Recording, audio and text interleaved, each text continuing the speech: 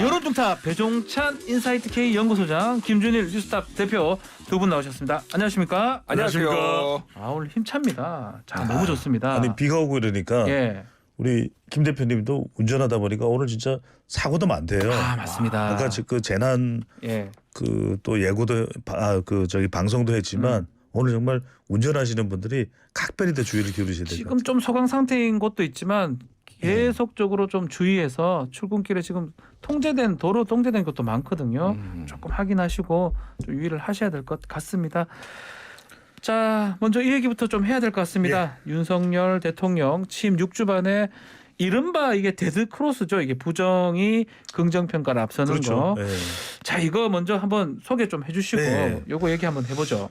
우리 시간을 통해서 이제 윤석열 대통령의 네. 지지율 분석을 해드리는데 뭐 역주행이라는 표현도 나오고 또 이제 금융권에서 사실은 뭐 주식 그래프 볼 때 또 이제 경제 관련되는 지표를 볼 때 이야기를 많이 하게 되는 게 이제 데드 크로스입니다. 그러니까 데드 크로스. 부정이 이 긍정보다 더 높을 때, 자 과연 좋은 거는 골든 크로스라고 그러죠. 골든 크로스. 그 반대는 이제 반대가 데드 골든 크로스죠. 크로스입니다. 예.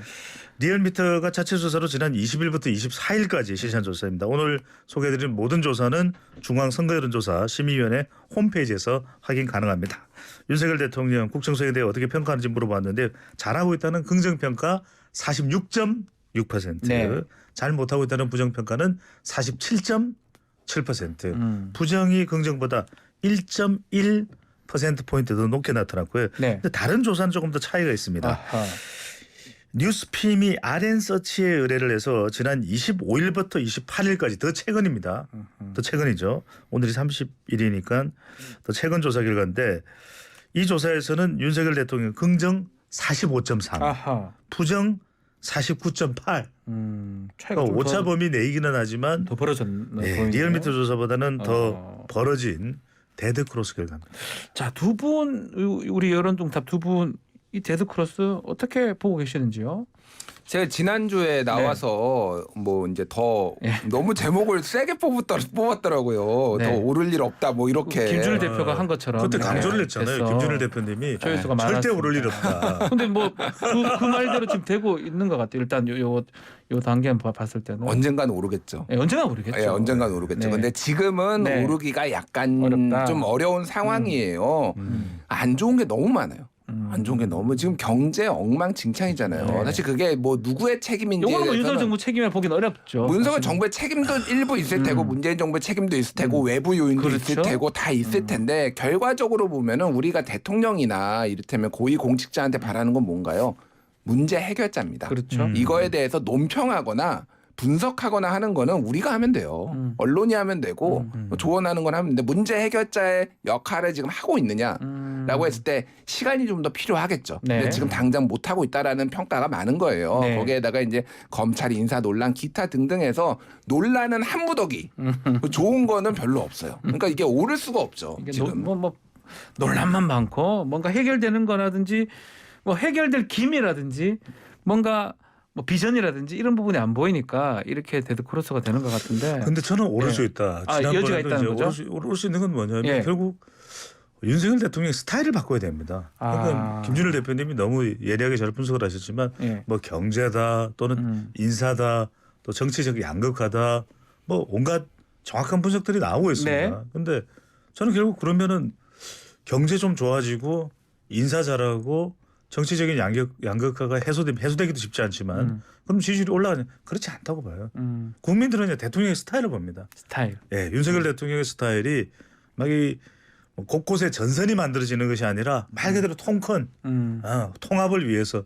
그러니까 대통령의 모습만 놓고 보였으면 한없이 포용하는 네. 그런 모습을 보일 때 MZ 세대나 여성 중도층이 달라질 수 있거든요. 그러니까 무슨 이야기냐면 대통령 지지율이 높아질 때는 기존 지지층은 잘 안 변해요. 기존 반대층도 잘하면 그래 이번에 좀 지지를 해볼까 그렇게 되지가 않아요. 그러니까 결국 계속 움직이는 유권자층 또는 응답자층이 누구냐면 MZ 세대 여성 중도층이거든요. 그러니까 이들이 볼 때 중도층이 볼 때 이 정도면 대통령의 스타일이 정말 한없이 온화하고 한없이 포용하는 리더십이다. 그러니까 제가 듣는 이야기를 듣냐면 깜짝 놀라지 마십시오. 네.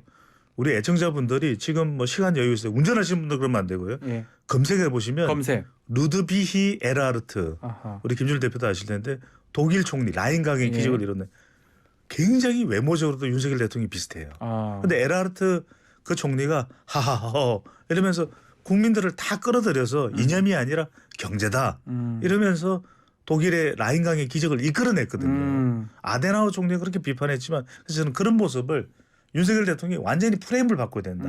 스타일 자체를 하하하 그러니까 막 경찰국 이런 거는 행정안전부에서 알아서 하게끔 그러니까 임기 초반에 너무 전선이 많은 거죠. 아. 극과 극의 대치 국면이. 같은 맥락으로 제가 질문 한번 드려보면 만약에 지지율 국정평가 부정도가 높아지면 그만큼 야당 민주당의 지지율 올라가야 되는데 예. 같은 맥락 같은 뭐 야당도 별로 변동이 없어요. 지지율로 답보 상태거든요. 빠진 만큼 돌아야 될 거 아니에요. 진행자가 답을 아실 거 아니에요. 제가 뭐 알겠습니까? 왜 그럴까요? 민주당이 못하니까 그렇죠.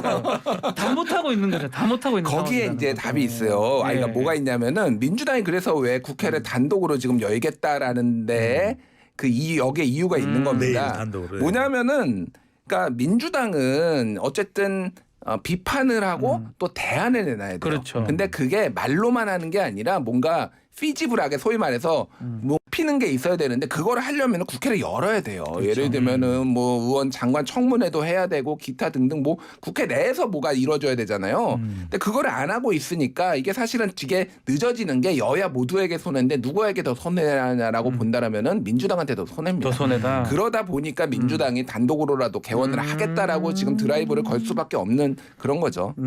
자, 좋습니다. 두 분 다 분석을 좀 해주셨습니다. 민주당도 잘해야 되고 네. 지금 말한 것처럼 윤석열 대통령도 스타일을 조금 바꾼다면 더 좋지 않을까라고 보셨는데 지금 나토 정상회의에서 이제 돌아옵니다. 이제 일정을 마치고 갔다 오면 좀 지지율 반등이 될 수 있을지 그 질문도 한번 드리고 싶고요. 또 한편으로는 나토 참석을 두고 중국이나 러시아, 중국 비판하고 있고 러시아는 너무 자극된 거 아니냐라고 하는데 우리나라 입장에서 이 나토 참석 득실을 한번 따져주시면 좋을 것 같아요. 그래도 대통령이 해외로 나가면은 지지율이 살짝 올라갑니다. 항상 그 모든 예. 대통령이 해외 순방했을 때는 올랐던 것 같거든요. 그러니까요. 그래서 예.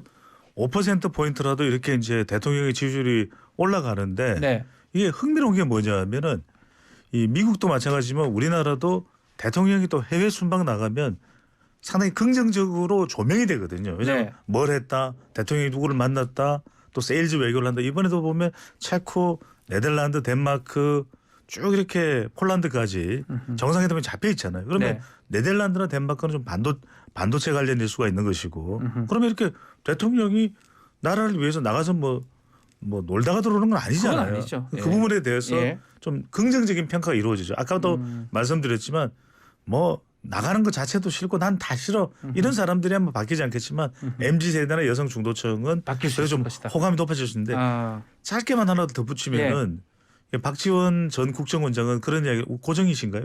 하여튼 전 국정원장은 고정입니다. 예. 그런 이야기를 했어요.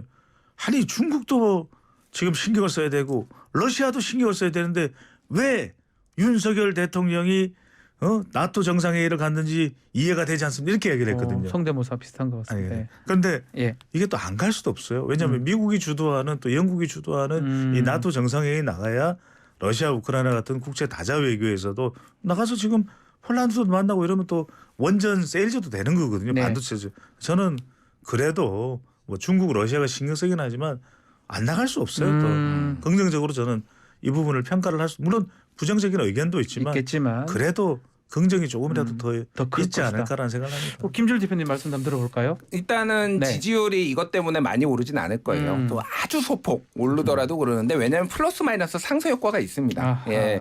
그러니까 이게 조금 그러니까 정치인의 스타일에 대해서 좀 말씀을 드려야 될 것 같은데 네. 우리가 이를테면은 야당 지도자 뭐 아니면은 뭐 정치인들에 대해서 열광하는 거하고 대통령한테 원하는 덕목이 조금 달라요. 네. 이를테면 야당 지도자도 뭐 이렇게 정치인을 할 때는 이를테면 강력한 언어 뭐 이렇게 그러니까 상대 진영을 이렇게 아프게 하는 막 이런 거잖아요. 근데 막상 대통령이 그 사람이 되면은 진중하고 그렇죠. 무게 있고 뭐 그런 거 지금 그러니까 윤석열 대통령의 이게 스타일의 단점이 뭐냐 하면은 좀 가벼워 보이고 살짝 불안해 보입니다. 예를 들면 가벼움은 이런 거예요. 이번에 비행기 날아가면서 기자들이 뭐 하셨습니까? 그러니까 축구 봤다라고 했는데 설령 축구를 봤다 하더라도 이를테면은 그게 너무 어떻게 보면 솔직한 건데 그게 비판도 나오잖아요. 그렇죠. 뭐 축구만 봤겠습니까? 그리고 뭐 영국 총리 보리스 존슨 만나려면 EPL 손흥민 얘기도 하려면 뭐 축구도 좀 볼 수도 있죠. 네. 아니 그런데 그거를 본인은 입으로 얘기를 하는 것들 뭐 이런 것들이 되게 사람이 가벼워 보인다라는 거예요. 그러니까 지금 사실은 윤석열 대통령 어떻게 보면 좀 스타일인데 좀 제가 보기엔 좀 신나 보입니다. 아 신나 보여요. 이게 가는 과정부터 해가지고 여기에서 다자 외교를 하는 것에 신나 보이는데 사람들이 원하는 건 그게 아니라는 거예요. 대통령한테 좀 더 진중하고 좀 더 이런 모습들 이런 거를 보여줘야 되는데 스타일만 조금만 바꿔도 저는 훨씬 좀 지지율에 도움이 될 거라고 보고 있고 또 하나는 참모들의 문제가 있습니다. 참모 문제가 있다고요? 예를 들면은 지금 뭐 중국에 대해서 지금 구조적 위협이라고 얘기가 나왔잖아요. 그 국제 신냉전 사회에서 어쩔 수 없는 부분을 감안을 하더라도 경제 수석이 이를테면은 중국하고의 호황 20년은 끝났다라고 하면서 중국을 사실상 거기서 자극하는 발언 이거에 대해서 참여하는 건 어쩔 수 없더라도 중국을 존중하는 메시지가 있어야 되는데 너무 한쪽으로 쏠리는 거 아니야? 이거 우리한테 불이익이 되는 거 아니야? 이런 불안감을 조성하는 것들이 곳곳에서 있어요. 지금 이 스탠스가. 그러니까 그런 것들 한국은 어쩔 수 없이 줄타기 외교를 할 수밖에 없는 게 숙명적이에요. 지정학적으로도 그렇고 그렇다라고 본다라면 그런 것들을 안배를 하면서 가야 되는데 전체적으로 좀 쏠림이 있다라고 봤을 때는 이거는 누군가는 좋아하겠죠. 그래 우리 한미 동맹 강화하고 한미 동맹이 최고야라고 했지만 누군가는 야 이거 우리 불이익 오는 거 아니야? 이 불안감을 잠식시키지 못하려면 그런 거에 대한 세심한 메시지들이 있어야 되는데 그게 없다. 그런 부분들을 이제 앞으로 외교를 할 때는 더 이제 정부하고 대통령이 좀 신경을 쓰셔야 될 것 같아요. 그러니까 외교는 외교다워야 되는 것이거든요. 그러니까 이게 참 발언이 중요합니다. 당장 뭔가 일이 일어나지는 않더라도 윤석열 대통령이 관련된 질문을 받을 때 시진핑 주석과도 당선 이후에 전화 통화도 했었고 여러 가지로 교감하고 있다. 그리고 곧 만나고 또 싶고 또 만날 수밖에 없지 않겠느냐. 그렇죠. 그게 이러면 긍정적인 겁니다. 그러니까 외교라는 것은 우리 국민들이 바라보는 시선도 있고 더 중요한 것은 실질적인 이익을 얻을 수 있는 우리의 굉장히 효율적인 외교가 중요하거든요. 그러니까 뭐 단언해서 중국하고의 관계 호황 관계 끝났다 이런 필요가 없을 것이다. 할 필요가 없어요. 알겠습니다. 뭐 스타일이라든지 어떤 방식 두 분 말씀 주셨는데 자 오늘 재난 방송 요청 사항이 많기 때문에 저거 좀 말씀드리고 다시 대담 이어가겠습니다. 자 조금 전 오전 8시 29분에 행정안전부에서 요청한 홍수주의보 발령에 따른 재난방송 요청입니다. 한강 탄천에 내린 비로 서울시 대곡교 지점에 수위가 계속 상승하여 2022년 6월 30일 09시 10분쯤에는 주의보 수위표 기준 5.5m 또 해발 기준 15.06m를 초과할 것으로 예상이 되어 홍수주의보를 발령하니까 한강 탄천 인근의 서울, 성남 지역 주민들은 유의하시기를 바랍니다. 홍수특보 발령문을 참조하시기 바라고요. 하천변에서 야영 중인 행락객과 낚시객, 하천구역 내 하천 부속물 및 공사 현장 관계자 등께서는 안전지대로 대피하시기 바라며 하천에 주차한 자동차는 안전한 곳으로 이동하여 주시기 바랍니다. 홍수 피해가 예상되는 지역의 주민들께서는 라디오나 TV, 인터넷, 스마트폰 등을 통해서 홍수 상황 및 기상 변화를 수시로 확인해 주시기 바랍니다. 홍수에 대비하여 피난 가능한 장소와 길을 미리 알아두시기를 바라며 갑작스러운 홍수 발생 시 해당 시군의 통제에 따라서 안전한 곳으로 신속히 대피하시기를 바랍니다. 문의사항은 한강홍수통제소 02-590-9990에서 8번으로 연락 주시기 바랍니다. 네, 재난방송 했고요. 자, 다시 말씀 이어가겠습니다. 자, 이번 해외 순방에서 김건희 여사가 동행을 했잖아요. 관련 기사가 좀 많이 쏟아지는 것 같아요. 뭐 패션, 외교 등등 얘기가 되고 있는데 이 행보에 대해서 여론 조사가 좀 된 게 있습니까? 지금 해외 순방 나가 있는 거 보기보다는 이제 기존에 김건희 여사가 대외 활동을 해왔던 것에 대한 평가라고 봐야 되겠죠. 이번 순방보다는 쿠키뉴스가 데이터 리서치에 의뢰를 해서 27일 조사가 되고 29일 발표된 결과입니다. 김건희 여사에 대해서 대통령 부인으로서의 평가를 물어봤는데 잘 못한다가 56.3%, 잘한다가 36.6%거든요. 그러니까 이 내용을 보면은 더불어민주당이나 중도층에서도 잘못한다라는 응답이 높은 편이고 그리고 국민의힘 정도에서만 보수 진영에서만 잘한다는 평가 정도거든요. 이 이야기는 상당히 지금 이념적으로 양극화되어 있는 상황에서도 예.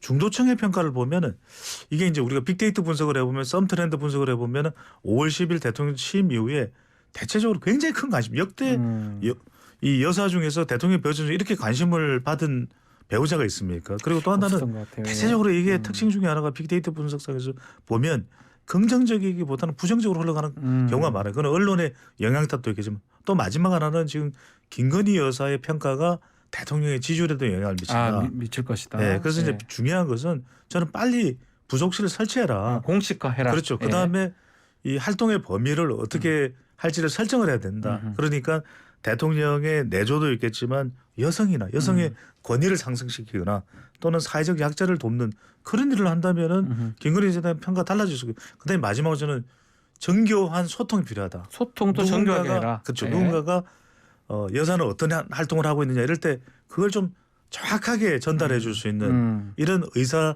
소통의 수단도 더 필요할 거죠. 결국 이런 어떤 여론조사를 봤을 때는 공식적으로 어느 기구를 설치해서 정확하게 또 정교하게 소통해야 된다.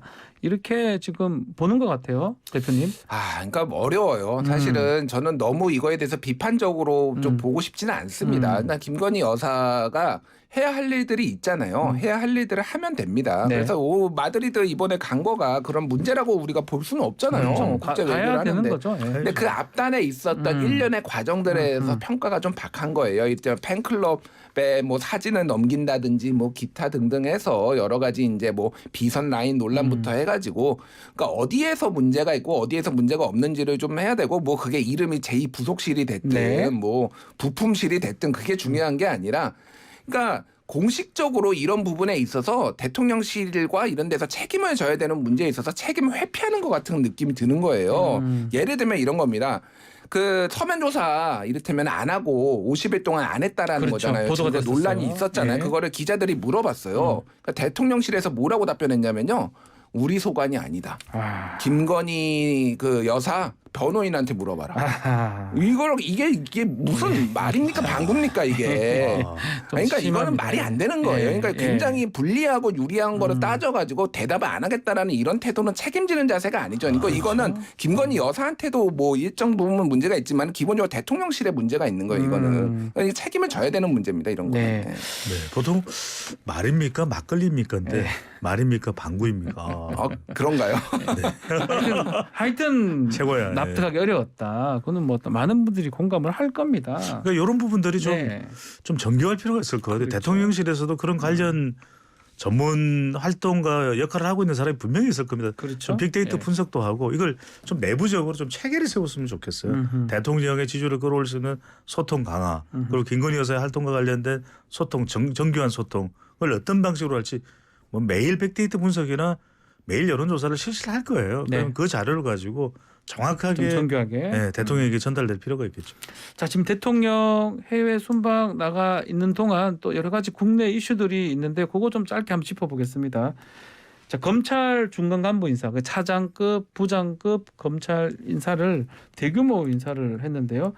검찰총장이 없는 상태에서 이렇게 인사한 거 최대 규모 인사 어떤 의미로 봐야 됩니까? 강한 그립으로 봐야 되겠죠. 그러다 보니까 지금 야권에서는 야당에서는 이거 뭐 검찰공화국 아니냐 이런 게 나오고 왜 검찰총장은 임명이 안 되느냐 누가 임명될지 또 그 사람이 자칫 식물 검찰총장이 되는 거 아니냐 왜 모든 권력과 또 의사결정은 한동훈 장관한테 다가 있으니까 그러니까 심지어는 한동훈 장관이 권력 실세 2인자 아니냐 이러면서 팬덤 현상까지 있어요. 한동훈 장관의 뭐 고양이까지도 지금 유튜브에 나오면은 무슨 뭐 100만 조회 뭐 200만 조회 이런 이야기인데 이건 이제 검찰을 공식적으로 본다면 재정립하는 것이고 그런데도 불구하고 이게 수사를 강화하는 거죠. 빨리 뭔가 수사해야 될 것들이 많잖아요. 문재인 정부 관련된 그러니까 강한 그립감 이게 검찰의 일단 수사라든지 조직 체계 자체를 윤석열 대통령 검찰총장 출신이죠. 윤석열 대통령 한동훈 장관 그다음에 주요 보직인사로 동일체하는 우리가 검사 동일체 박지훈 진행자도 법조니까 아시잖아요. 저는 이렇게 해서 너무 강한 정도의 그립감이다. 그런 것이다. 그런 느낌이 든다. 자, 이것도 한번 볼게요. 지금 형집행 정지 이명박 전 대통령 지금 됐습니다. 사면 얘기까지 되고 있는데 특히 대통령 순방 시에 또 일어난 일이기 때문에 이것도 특별 사면에 좀 무게가 실린다고 봐야 됩니까? 어떻게 보십니까? 뭐 저는 그냥 특별 사면을 위한 네. 뭐 사전 정지 작업 정도로 봤습니다. 그래서 3개월이면은 대충 8.15에 한 2달 정도 지나면은 이제 이게 그 안에 들어가죠. 레인지 안에 있거든요. 그렇다고 본다라면은 그리고 이제 뭐 현재 정부의 그 소위 말하는 MB계 뭐 소위 말해서 이명박계 친이계가 굉장히 많이 있기 때문에 이거는 어느 정도 여론의 불리함을 감수하고서라도 왜냐하면 지금 아주 최근 여론조사는 없었지만은 역대로 보면은 부정평가가 사면에 대해서 부정평가가 50%가 대부분 다 높았어요. 네. 이명박 대통령에 대해서는 그런 부분을 봤을 때는 근데 대통령 또 공약까지 했거든요. 사면하겠다라고.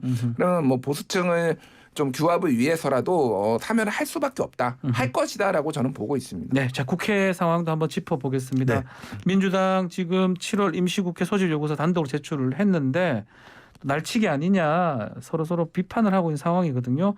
민주당이 단독으로 국회 원구성 밀어붙일 가능성이 있는지 전 내일이지 않습니까? 예. 임시국회 가능성 높다고 봅니다. 높다고 본다는 거죠. 그러니까 임시국회가 열려서 뭐가 처리되고 안 되고를 떠나서 더불어민주당도 더 미룰 수가 없는 것이 지금 인사청문회 재송부나 이런 부분들을 생각한다면 인사청문회조차 못하고 지금 박순애 사회부 총리금 교육부 장관 후보자 김성희 또 보건복지부 장관 후보자가 좀 임명될 이런 상황이라고 말이거든요. 그럼 이게 여론의 또 직격탄을 더불어민주당이 최근에 지지율 사정도 안 좋은데 맞을 수밖에 없다. 그렇다면 원구성을 하고 또 지지율이나 뭐 이런 여론들을 생각한다면 민주당으로서는 또 안 할 수도 없어요.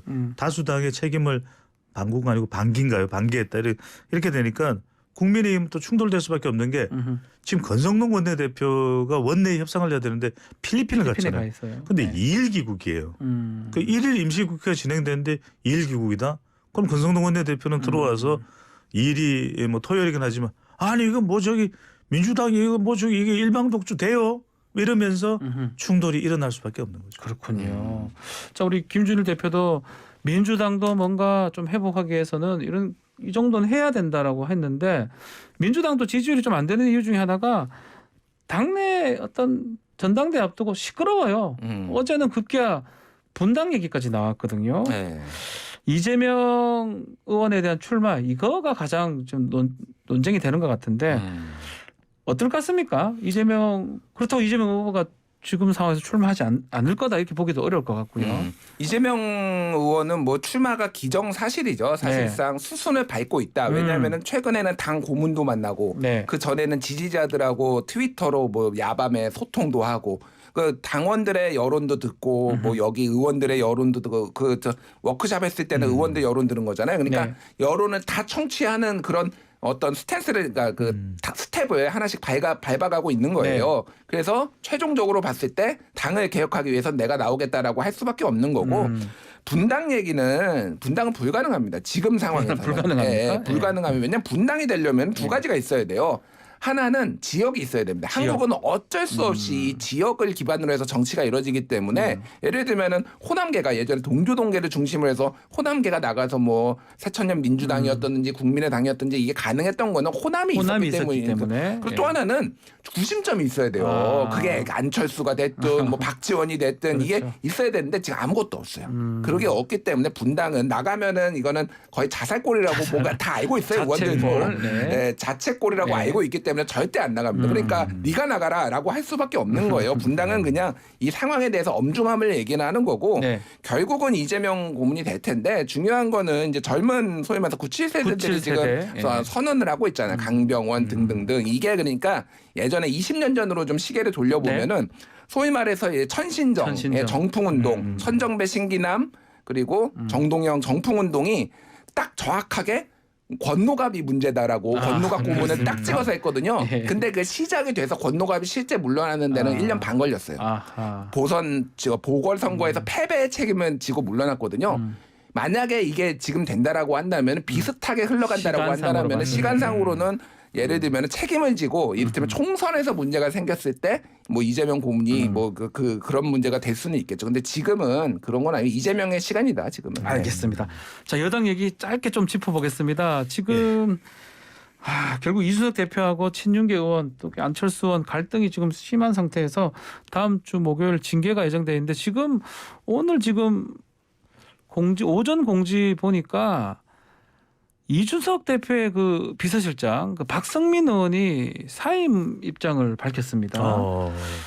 야, 이래저래 이준석 대표가 지금 상황이 좀 안 좋다 이렇게 봐야 될 것 그렇죠. 같아요. 당대표 비서실장이면 네. 상당히 당대표의 역할에 중차대한 영향을 뭐 미치는 친윤계 인물이거든요. 의원이긴 하지만 우리가 그럼요. 평가하기로는 박성민 의원을 통해서 약간 가교가 될 것이라고 했는데 그런데 그렇게 되지 않는 끊어버렸다는 게 건가요? 골이 너무 깊어진 거죠. 그러니까 이른바 선거에서 영향을 또 기여를 한 부분은 정말 그거는 뭐 누구도 외면하지 못할 겁니다. 네. 그거 다 인정하는 부분인데 워낙 또 충돌이 많았지 않습니까? 이준석 대표를 둘러싼. 그러다 보니까 이제는 윤석열 대통령과 가까운 중진들 이른바 뭐 친윤이 됐든 윤핵관이 됐든 이제는 더 이상 자시할 수 없다.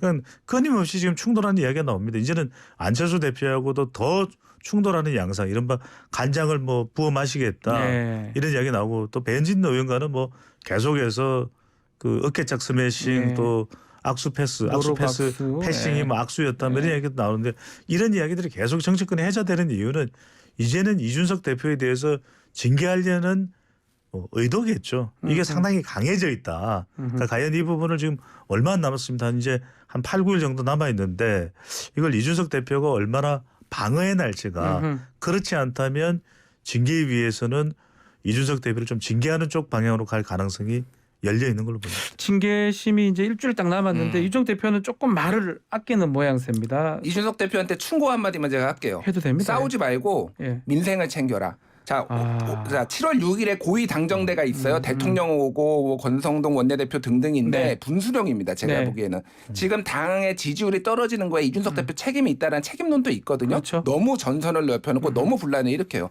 지금 민생행보 해가지고 책임 있는 당대표 모습 보여주면은 기사회생의 가능성 아주 없지 않다고 봅니다. 알겠습니다. 자, 오늘 말씀 여기까지 들어야 될 것 같습니다. 두 분 감사드립니다. 김준일 뉴스톱 대표, 배종찬 인사이트 캐지 이 소장과 함께했습니다. 고맙습니다. 감사합니다. 고맙습니다.